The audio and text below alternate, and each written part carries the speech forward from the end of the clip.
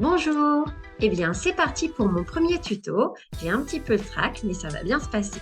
Donc, pour commencer, je vais vous présenter l'environnement d'Excel pour qu'on puisse parler le même langage à chaque fois que je ferai donc, des séquences vidéo.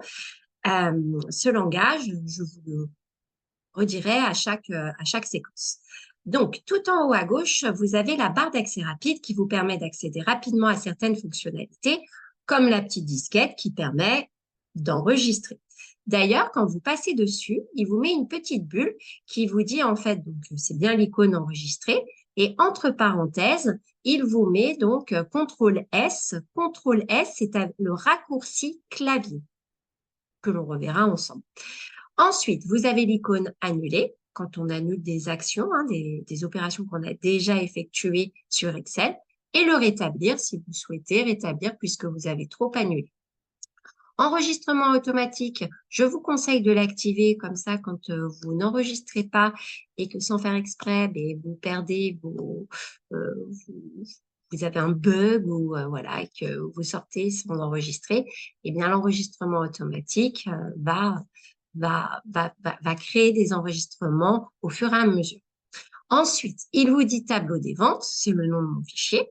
Tout en haut à droite, vous avez trois icônes. Donc, le premier pour réduire. Donc, je vais réduire ma page pour accéder, par exemple, à mon bureau. Le deuxième pour mettre au niveau inférieur, faire ma page plus petite. Voilà. Et le dernier, la croix, pour fermer.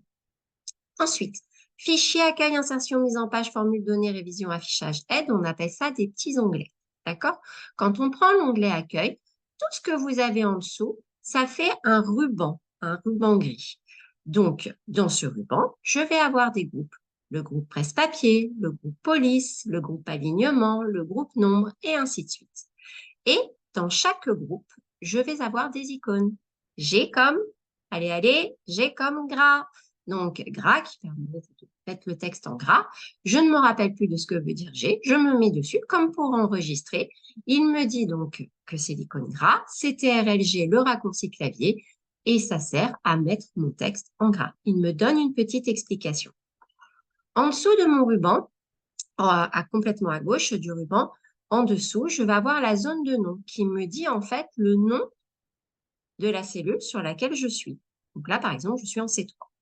Ensuite, on aura la barre de formules où nous allons taper nos longues formules. A, B, C, D, E, F, G, H, ce sont mes colonnes. 1, 2, 3, 4, 5, 6, 7, 8, 9, 10, ce sont mes lignes. Et j'ai 1 48 576 lignes. Et oui, ça fait beaucoup. Les petites cases que l'on voit, on appelle ça des cellules. Et toutes ces cellules forment une feuille qui, elle, s'appelle, si on regarde tout en bas à gauche, manipulation. On voit qu'on en a une autre, opérateur, vente. Et à droite de vente, le petit plus va servir à insérer une nouvelle feuille. Quant aux petites flèches qui se trouvent complètement à gauche de la feuille manipulation, elles vont me servir à me diriger dans mes feuilles, puisque je peux avoir 50 feuilles. Si je veux aller de feuille en feuille, eh bien, je prendrai la feuille de droite. Voilà. Ensuite, dans la barre d'état, en bas à droite, on voit l'affichage normal sur lequel on est actuellement, sur lequel on va travailler.